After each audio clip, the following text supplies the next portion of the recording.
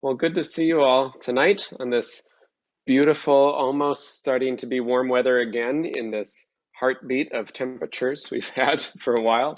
Good to see you tonight, and a special welcome and thank you to Doe, who's Hoyer, right? Last name, who's a student for social transformation at United Theological Seminary of the Twin Cities, the best theological school that I know of, because I went there as well. So proud to have you here because of that, but also and mainly because of all your work for climate justice and other social justice as well, especially with work with MN 350 and Minnesota Interfaith Power and Light. And so glad to have you here and speak about your work about resistance on the Line 3 pipeline and a variety of things related to that. So just a few tech notes as we start. Of course, if you have questions, it's easy to use the chat down at the bottom. I'll be helping kind of host the chat and any tech needs to make sure that things run smoothly. And Amy Nelson, our Director of Faith Development, is here too, who will probably take over for me towards the end as I go to put children to bed, as is the case each week at the end of our forums. But glad to see you all tonight. Thanks for coming, and thanks, Doe. So I want you to just take a breath wherever you are in the midst of this week, in the midst of these days, these pandemic days that are wearying, but also shining through with moments of beauty and resilience as we find community and work that is important in the world. So I'll light a chalice here in my home. If you have one, you can light one near you or in your heart or mind as well, in gratitude for the earth, for community, for communities that connect with the earth for all of our well-being. I light that chalice, and I'm going to turn it over to Doe. Thanks for being here. Thanks for having me. I grew up in Rochester, so I guess I'm partially here because of knowing Robin. Adrian, Robin's daughter, and I were very good friends in high school, still are good friends. And yeah, and got connected because of, I hosted a soup singing, which I'm going to talk about what that is, but hosted a soup singing with my mom and her book club, and Robin was there. And then we did a follow-up soup singing with some members of the congregation. And so today is a little bit more of an abbreviated event, but sort of talking about what that longer soup singing event can look like as the way that I've been trying to organize specifically with congregations or existing, spiritual practice groups. And I'll talk a little bit more about just like general Line 3 stuff as well, since I think having more background information is always good as well. And I guess I'll start, I usually start the soup singing events with a land acknowledgement, and so I'll do that as well. So I'm in so-called Minneapolis, just actually about 3 blocks from George Floyd Square. And it's traditional Dakota homelands, territory of Anishinaabe and Ho-Chunk peoples. And I believe same in Rochester, the Dakota homeland and Ho-Chunk territory. Anishinaabe, I think, are more kind of Great Lakes and to the north, but yeah, so just want to acknowledge the, First Nations where we are, who continue to live on this land and fight for this land despite, centuries of genocide and marginalization and ongoing oppression. But much of what I know about leaning into good stewardship with the earth comes from Indigenous cultures, and I imagine that might be true for others of us in this room. So just want to name those folks into the room, as well as taking a moment to connect with the land itself. And so whatever that means for you in this moment, so I'm really close to a window. I'm seeing a budding tree outside my window, and I can feel, the ground beneath my feet, and know that, beneath me are roots and dirt and rocks. And yeah, and just so bringing in all of that as land and earth and connection to where we are in this Minnesota place. I'm gonna share, actually I'm gonna wait to share my screen. So I'll talk a little bit more about soup singing. As Reverend Luke shared, I'm a first-year student at United Theological Seminary, studying social transformation. And one of the projects that I've been working on in my coursework and have been working on as an intern at MN 350 is this different way of gathering people when we're trying to organize for justice movements in particular. And so a lot of times with meetings, you know, especially with the Zoom screens, we're just kind of like right in front here, and we can sometimes be very mental. And I think that's sometimes the ways that white supremacy culture can kind of sneak into organizing spaces that are multicultural. And so this it's at this point, it's kind of a theory, a proposal that, you know, if we are also gathering to be cooking together and singing songs, and particularly songs when I think about for Stop Line 3, that are about honoring the water and sort of really remembering that spiritual connection to water and the land.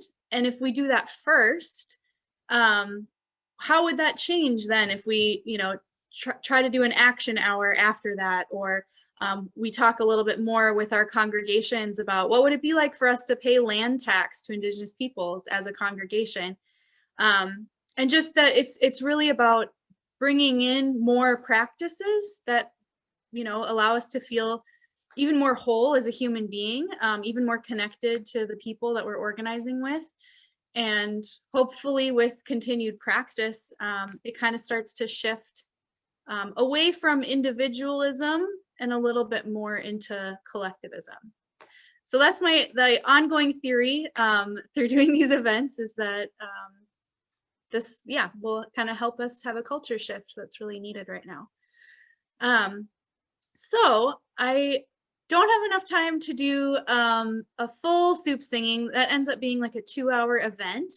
But if that's of interest, I would love to offer that to more of your congregation, if that feels like a way that you'd want to gather together, especially during this time where we're not maybe fully able to gather together, though we're moving towards that direction. Just a very COVID safe way and fun way to gather.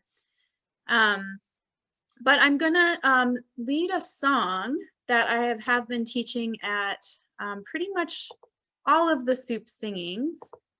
So let me start this presentation. There we go. So this is the logo that Adrian Lobel designed. So soup singing, ritual for connection and justice. And then the song I wanted to teach is called the Nibi Song, or the Water Song, by Doreen Day. And it's a really lovely song and story behind the song. So Doreen and her grandson were kind of frequently driving to her grandson's school together, and they would pass by some bodies of water. And being inspired by Dr. Masuro Emoto's work, looking at like water particles and just seeing how water was responsive to different thoughts and energies, he had sort of had a teaching that, you know, at the very least, what we should do is say to water every day, you know, we love you, we thank you, we respect you. And so Doreen and her grandson started saying that to the water when they would pass by every day on the way to school. And then I think her grandson was like 8 or 9 at the time.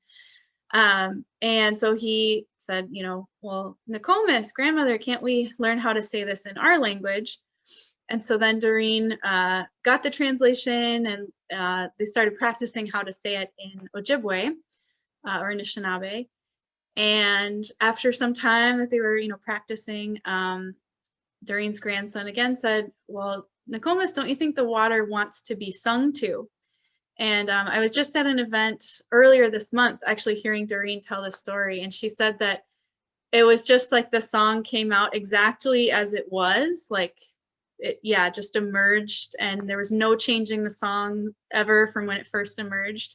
And so it's this really lovely lullaby, and I love thinking about the ways that reclamation of language and culture and relationship to water and land are all kind of wrapped up in the story. And all of it being inspired by a child just sort of asking these really lovely questions. So what I'll do is sing it through one time in Ojibwe, and then I'm going to break it down so that I can repeat the lines a little more. And you are welcome to, repeat and sing with me, and then I'll sing it again, maybe 4 more times, which is, again, you can join in on it. And I'll close out with the English too, because I think that helps us to just remember what the words mean as well. But first I'll sing it through once. So it sounds like this. Nibe gizage go Gimi gweche we me go Gija we me go.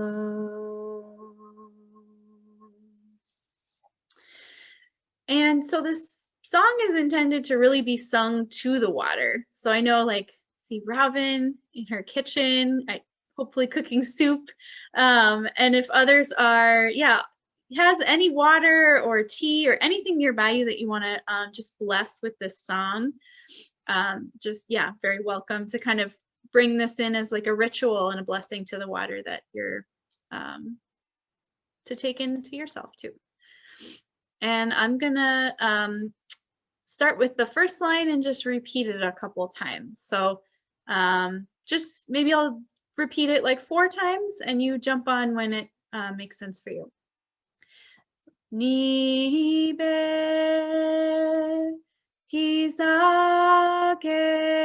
go Nibe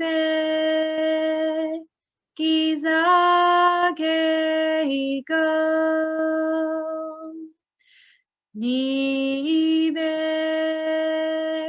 Kizage go Nibe Kizage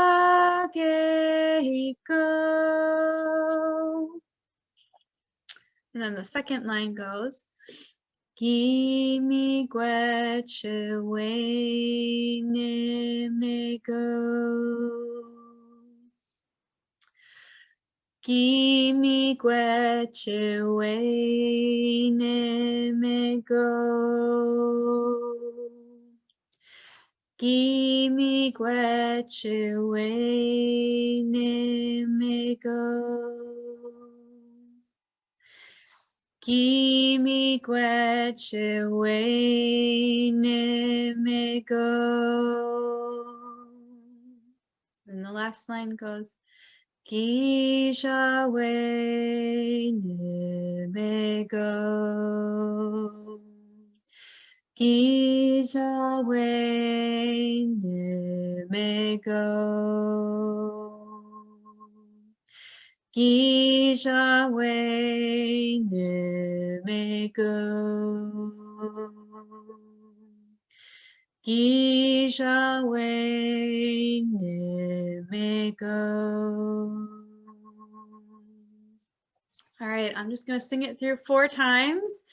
And I can also share, there's a recorded link to this song too. So if you want more practice, it took me many times listening and hearing this song to learn it. So I can share that link too. But we'll just, sing it and I'll sing it 4 times in Ojibwe and then 2 times in English. And you're welcome to join in whenever is comfortable. Nibe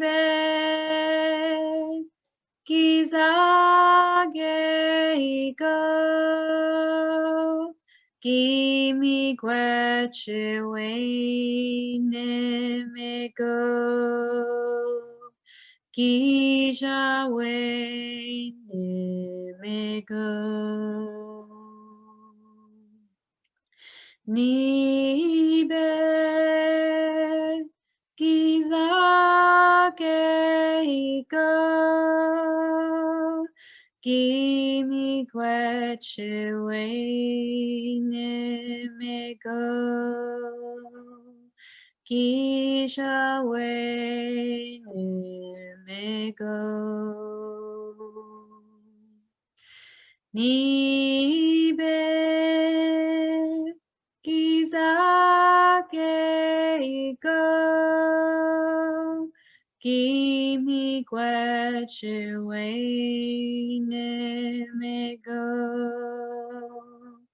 Gisha wene mego. Nibe giza keiko. Gimi gweche wene mego. Gisha wene mego. Water, we love you. We thank you. We respect you. Water, we love you. We thank you. We respect you.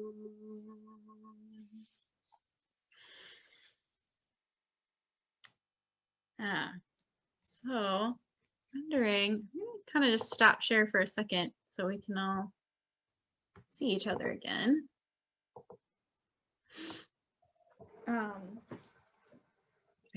There's a lot of sunlight today. It's kind of exciting, but I'm realizing it makes it probably pretty hard to see me.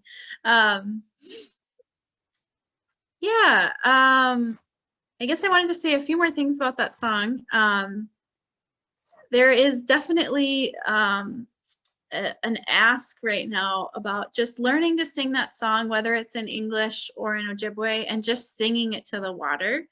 That is a prayer that is very welcomed, and a lot of the Indigenous leaders, particularly Anishinaabe women, have been asking that, like, and have visions of, you know, thousands of people, you know, knowing and singing this song, especially to the river.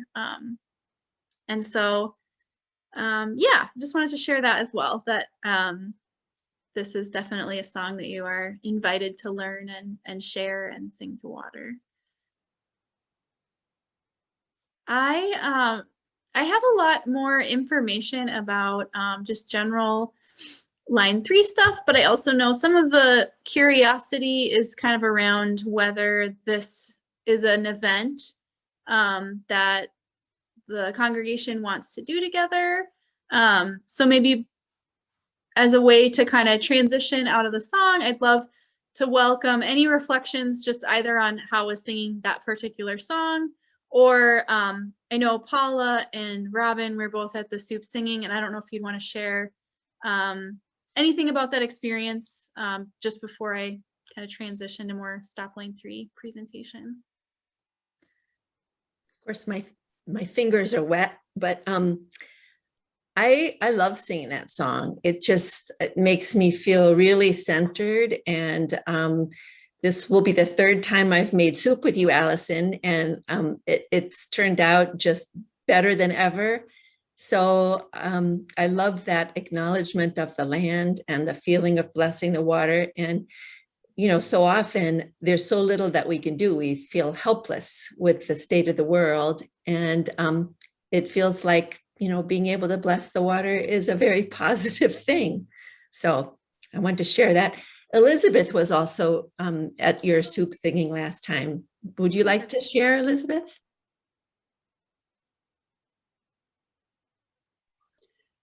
Well, there's no question that it was easier to sing this time than it was last time. And I had really thought, I don't know how I had thought that we would all be hearing each other's voices when we sang. And that was a little bit disappointing to me. But, blessing anything is a good practice, I think. And I love that your hands are wet, Robin. I think that's too appropriate. And I have I don't know if you can see, So.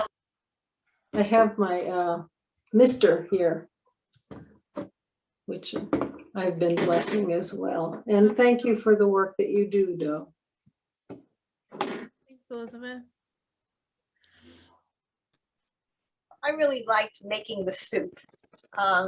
It really pulled, I think, us together as a group, that we were all sort of, even though we were engaged individually, we were sort of doing the same thing, making something to offer to somebody else, perhaps.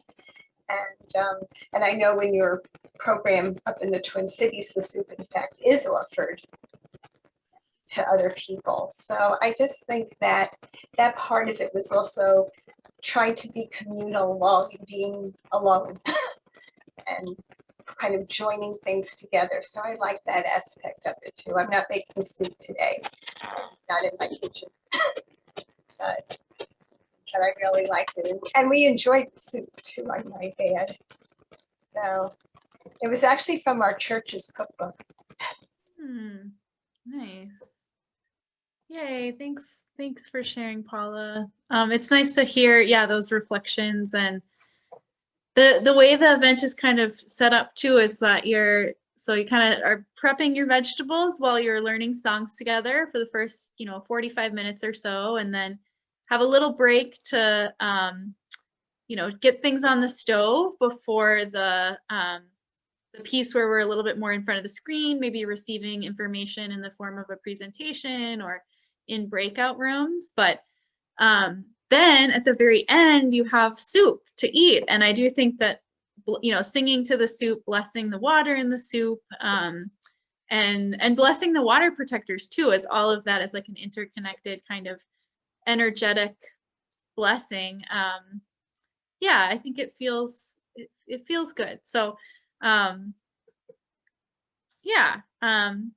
just wanted to kind of plant some seeds and bring in some of the imagination of like, what does those additional pieces kind of feel like if we're singing more songs and our hands are busy as we're chopping. It's also really sweet to kind of be able to peek into everyone's kitchens and see that too, especially if you know each other as a congregation too. So great. Well, I will share some information about Stop Line 3. I know, would folks like a lot of background or just kind of some updates? Be curious what the group would like. Thanks for asking. I would like updates. Sure. Let me see. Gonna go. Oops. So these are all of or nearly all of the frontline groups. And so I just put these up there because if you're a social media person, like on Facebook or Twitter or anything like that, these are organizations that you can follow that post regularly, and a lot of my information just comes kind of directly from the frontline leaders who are on the ground up north. And then there's also this Resist Line 3, the tiny URL document is like a general, all different kinds of ways that you can get engaged, links to petitions, links to places to donate.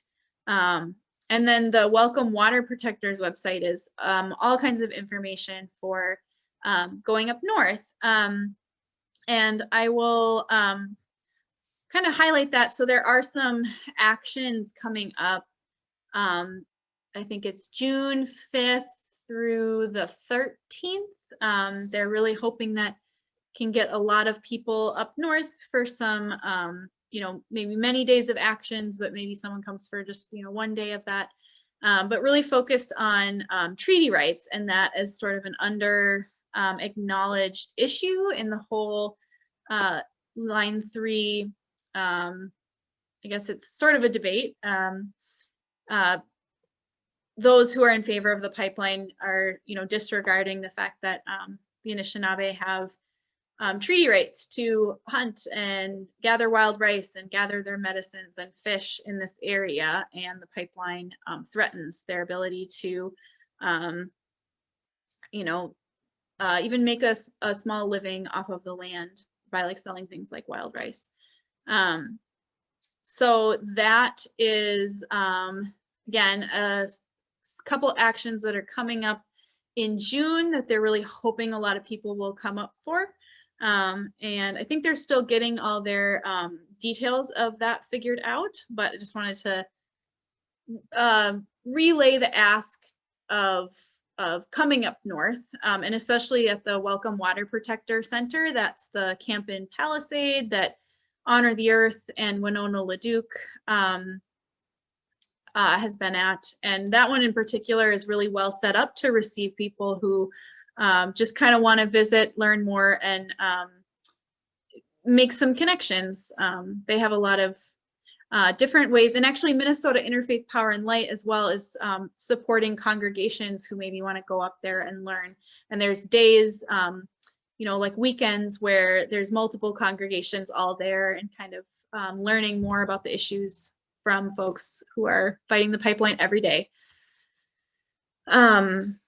So I guess I'll kind of just go through my presentation, but you know, I'll try to keep in mind that more updates, not necessarily the whole big picture, is needed. But why is, you know, Line 3 such a big issue?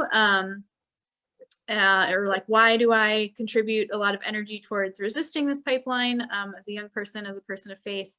Well, the first thing is that it extends the tar sands industry for at least another 30 more years. And tar sands, I have some photos I can show. It's like the dirtiest, crudest oil, and it's the most carbon intensive to extract.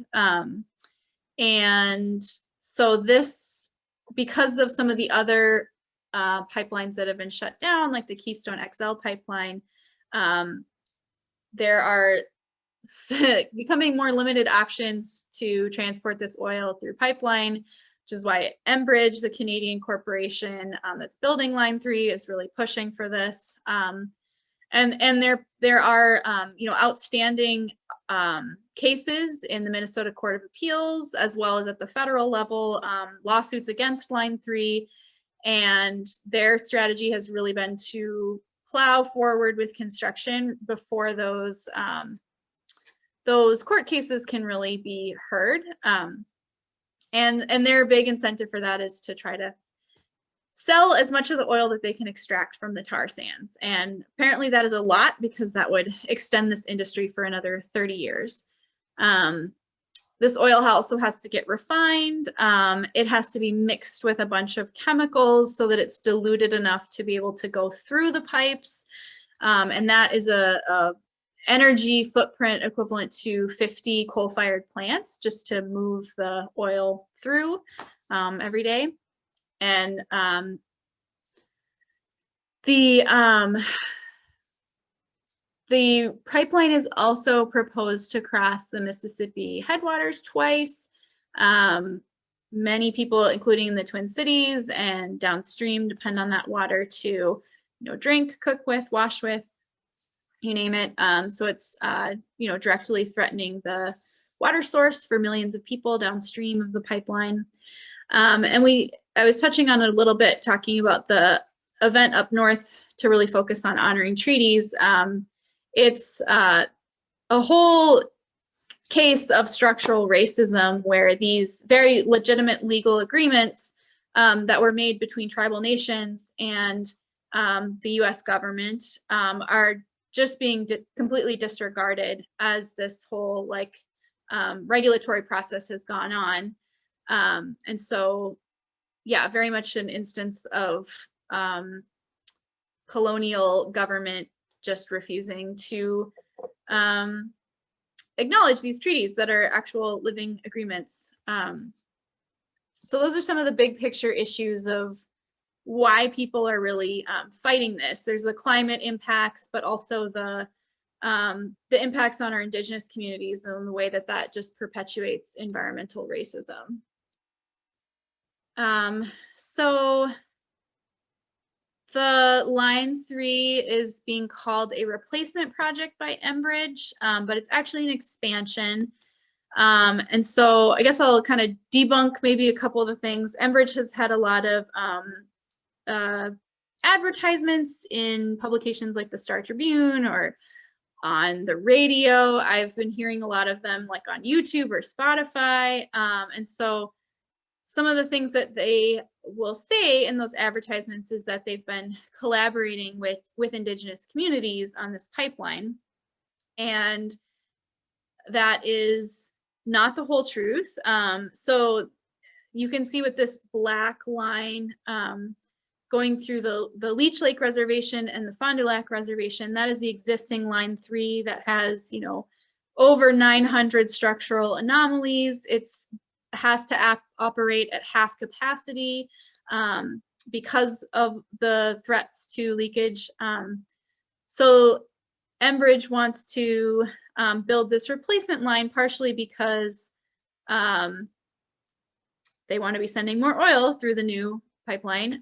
But the reason why it's taking this kind of this interesting path and not just being a straight replacement line is because the Leech Lake Reservation has explicitly said they did not want this pipeline on their land.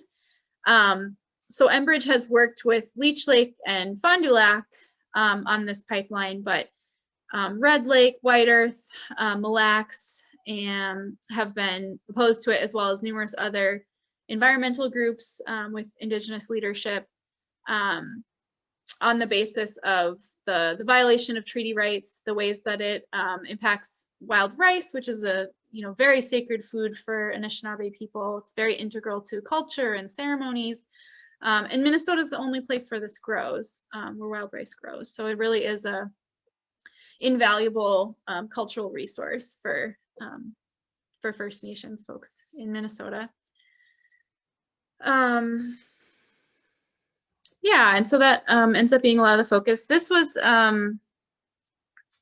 when I had last given this presentation. This was like very recent, but I guess this is almost like a month ago now. But this was an action on an Enbridge work site with, it was a traditional Anishinaabe prayer lodge, and Indigenous activists were in the center praying, and their allies were locked around them. And I just thought this was a really beautiful image of, what we as, I myself identify as a white settler, and, for any folks who share that identity or just are not Indigenous to this land in the same way that, Dakota, Anishinaabe, and Ho-Chunk peoples are, just seeing this as a really beautiful way to show up in solidarity and take risks. I mean, because this pipeline is being built no matter what, unless the courts can shut it down, unless people putting their bodies on the line can help to stall construction enough to really shut it down. But I think it's really about this bigger question of how do we want to be in relationship to our Indigenous neighbors, knowing that Minnesota has a very pretty violent settler colonial history, especially towards the Dakota people. I think this Line 3 and lots of other Indigenous-led campaigns like Land Back is another one, are sort of presenting allies and accomplices and those of us who want to be in solidarity with different options for, especially thinking like that we are part of a government that was one party who signed, and how many times in the past were citizens really asking the government to honor those treaty agreements, or asking the government to give land back to Indigenous peoples. Like, I think we have a new opportunity to really show up in solidarity for some of these things. So this was some of the photos of the tar sands in Alberta, Canada. So this is unfortunately what the land looks like with that level of extractive industry. Just kind of really disheartening, I think, to see this picture. And then this is the crude oil itself. They call it bitumen or diluted bitumen when it goes through the pipeline, but it's almost like the consistency of sand. It's really heavy stuff. And so when these pipelines spill, because unfortunately they do, they're, you know, all pipelines will eventually spill. And so Enbridge has a pretty bad track record of spills. So this was, I believe, the Kalamazoo River spill in Michigan. We had the largest inland oil spill in Grand Rapids, Minnesota 30 years ago. That was a Line 3 spill. Luckily, that was able to be cleaned up more easily because the river had not thawed yet. But this is a big concern with this pipeline crossing over the Mississippi River, but also many other rivers, because when the diluted bitumen comes into contact with water, most of that heavy crude stuff sinks to the bottom of rivers. And so even any cleanup efforts don't completely remove the oil. So it really irreversibly can change ecosystems with having this at the bottom of rivers and lakes. There's also no plan to dig up the old line, so that is kind of unknown whose liability it's going to be, whether it's the counties or the states. Somehow I think Enbridge can somehow make it not their liability.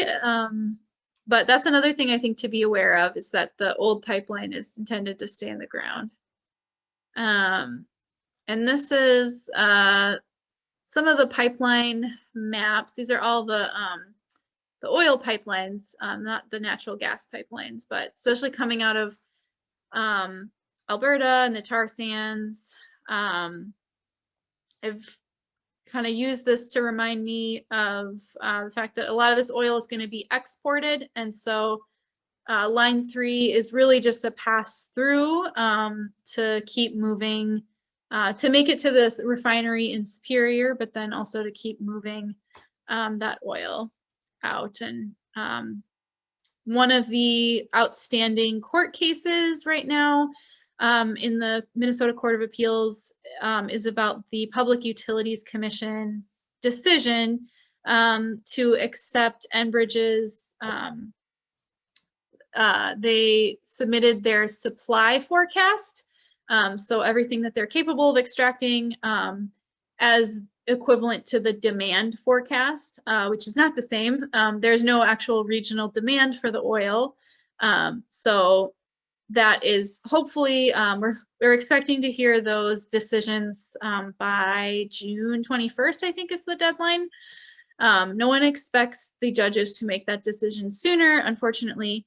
But that opening arguments were heard in March, and it's a 3-judge panel. And what I remember just kind of from getting the debrief of that call was that there was some optimism. It seems like the judges were really engaging a lot around that question of, well, supply is not the same as demand. And so hopefully we'll see that impact Enbridge's permits and need to stop the project. But I guess the other thing I also try to remember to say at this map is just when you look at the number of pipelines and realize, you know, these are ongoing infrastructure projects that bring in thousands of men, specifically to, you know, near tribal lands or just in more rural places with Indigenous communities. and reservations. There's an unfortunate correlation between pipelines and this phenomenon of missing and murdered Indigenous women and relatives. And the statistic is something like 1 in 3 women will end up either missing or murdered, which is a very serious epidemic, and just very strongly correlated with the influx of men and then the human trafficking and sex trafficking that follows in those areas. So that's another related campaign to no pipelines and Indigenous sovereignty is just this awareness of missing and murdered Indigenous women. Earlier this year, there were some arrests around Line 3 workers in a human trafficking sting. So there are a number of leaders who have been saying this would happen, and this was just, that also showing it did happen. And I know that in the legislature right now, there's trying to create more of a task force to be addressing this. So that's definitely, wish I had the bill number. I'm not remembering it right now, but there is a bill right now, which I could, I'm sure, look up and email out. But if you wanted to express support or ask your elected representatives to support that bill, it's just a task force to really be trying to address this phenomenon of missing and murdered Indigenous relatives. There's also lots of divestment campaigns still ongoing, especially with Chase Bank. They're the #1 funder of fossil fuels. And I think those have been relatively successful, but it's, I think, an ongoing project for sure. And then lots of direct action has been happening. Right now, there's a bit of a hiatus on construction. It's mostly on wetlands, and that was a condition from the Minnesota Pollution Control Agency granting permits that during the mud season, they weren't going to be able to do that construction.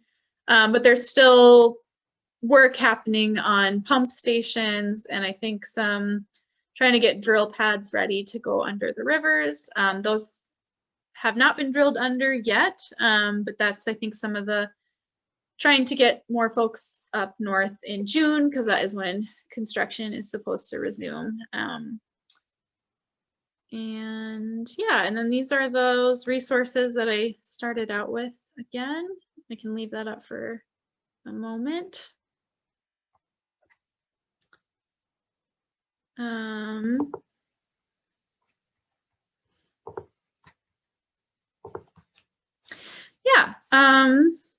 Oh, cool. Amy's, yay, thank you, Amy. Yes. So sounds like there's a Senate bill and a House bill. Yeah, they're similar, but not the same. And the Senate bill is older, so I don't know if it's changed since then. Yeah, thanks for looking those up. After our last soup singing, I wrote to my representatives, of course, called the governor and everything. And just yesterday got my form letter back from Jim Hagedorn saying what a great project this was, and it was going to bring 8,000 jobs to Minnesota. And I don't know. So what do we do next? Yeah, and that's so frustrating because Enbridge has public reports that they release about like the progress and the hours worked and stuff, and they're definitely not meeting their quotas on that for local work. But yeah, I don't know how you defeat lies, I guess. It's frustrating. But I think some of it is just continuing to talk about it and raise awareness, and having to believe that, you know, resistance is, I guess, a better option than just accepting it without any fight. Because I mean, the oil and gas industry is very powerful, so it is a daunting opponent, and a very well-funded opponent. But yeah, I mean, I'm still in spaces where people are still organizing for this, you know, and still don't think anyone's going to give up yet. But it does feel kind of a little hopeless sometimes, for sure. Well, thank you for doing what you're doing, Alison. Yeah, thank you so much. This is good work you're doing. And then for those of you who are on May 6th, Roxanne Schleisner is hosting a 2-hour discussion about the Indigenous people's history of the United States, because there's been such interest in it, and she did a shorter forum on that. So if that'll be in the e-news, that link for that's a Thursday night. I think it's next Thursday, May. But so thank you, Doe, for presenting tonight. And this will be available also for eventually on our website for people to watch. So is there anything else to add tonight? See Elizabeth making a move. Yeah, I was just, I understand what you have said, Robin, about and now what? And my immediate, I don't know why my brain did this, but my immediate thought was, well, what would water do?